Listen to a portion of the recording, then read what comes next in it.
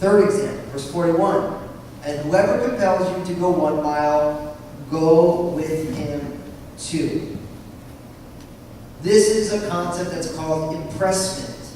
By Roman law, a Roman soldier could ask anybody who was part of their subjugated kingdom to carry their military luggage for up to the equivalent of about 1 mile.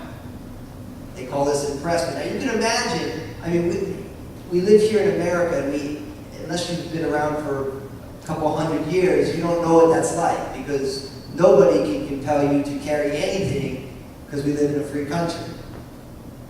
But you can imagine if there was an oppressive power who took control of America, and they took every American, and you're just standing there and some military guy has to go on a hike, he says, I want you to carry my backpack and my gun.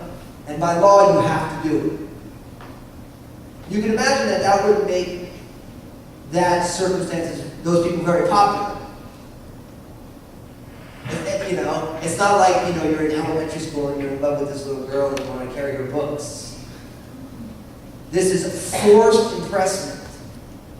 And by law, they had to travel 1 mile carrying a soldier's gear. You can imagine that the Jews in that day fiercely resented this imposition. And it's interesting that by saying this, Jesus also is being very clear-like anti-zealot. He was making a clear distinction between his views and militant nationalists of his day. The people wanted to overthrow the Romans. He's saying, listen, when you are impressed, go beyond what is required. Now, it's interesting that really impressment is service. That's what it is. That in Jesus' day, the Romans could impress service upon those who are under their authority. Now, for you and I as Christians, even though we live in a free country, we are all called to service of God. We're all called to be servants of God. When you are born again, the Holy Spirit ignites faith in your heart, and you say, I am willing to be a servant. And Bob Dylan, that great American philosopher, was so right when he said that everybody has got to serve somebody. That's his album, Say, a great album. I actually had a great opportunity to talk to somebody about Jesus at my gig 2 days ago because he was a big Bob Dylan fan. He says, I really don't like that Christian stuff. Those albums are awesome. He's like, well, the songs are really good. I'm like, but they're true. We had a great conversation about Bob Dylan and Bob Dylan's faith in Jesus that he had for some time. But Bob said that everybody's got to serve somebody. There's no such thing as an autonomous human. Even if you say, I don't believe in God, you still serve somebody or something. You just have to think about what makes you stressed. What makes you get up early in the morning? What keeps you up at night thinking? In America, the pervading idol is money. I mean, it's amazing what the pursuit of money does to men. Women too, but you see it so pronounced in the baby boomer generation. The people who are all about, just want to love people and just drop out, and they just bought the materialism thing so hard. And guys like ulcers, they're working. I mean, we're the only country in the world where people are workaholics. I mean, you talk to Europeans, what is wrong with you guys? Just take a siesta. Mellow out for a second. But listen, when we trust in the bottom line of our checkbooks or our 401ks, then listen, you're going to be a slave to that dollar. And no matter how much you have, they asked one of the Rockefellers, how much money do you want to make? Now, the Rockefellers, right? I mean, they were, the first Bill Gates, Warren Buffett types in America.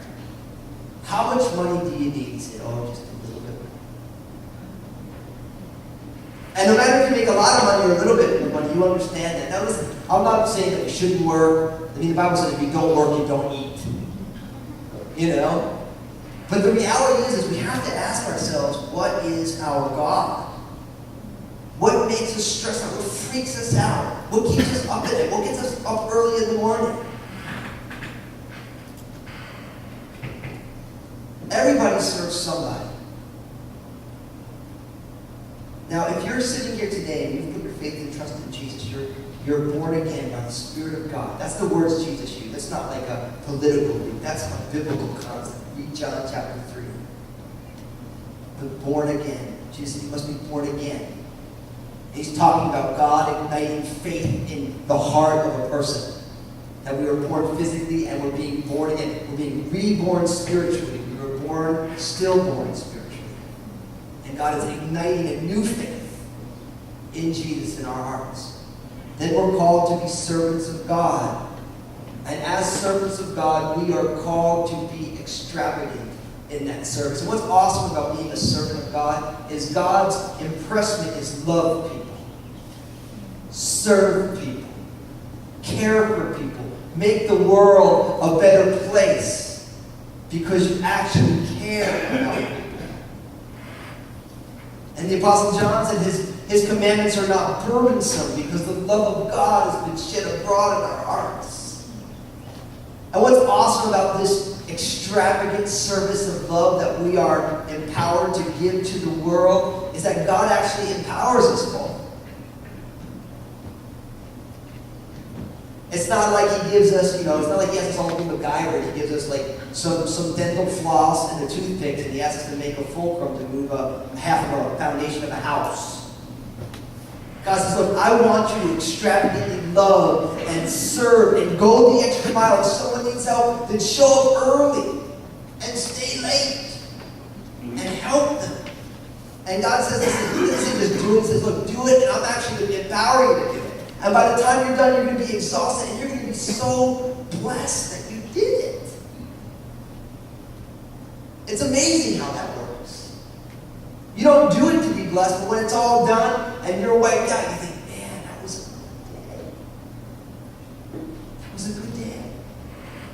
So Jesus said, listen, if you are compelled to go 1 mile, go 2. Just take it to the next level. And I think that that's probably for a lot of us here today. You're content with just doing it as far as you need to. You'll just go, someone says go this far, and right as that point, stop. We're done. You asked me to do this, and I won't go one step farther. Jesus says, no. Oh, that we would be extravagant people. And not in the Liberace sense. That we would extravagantly love people and serve people. And even when you don't feel like it, you say, God, I'm going to go because I know that that's what you have for me, and bring my heart around.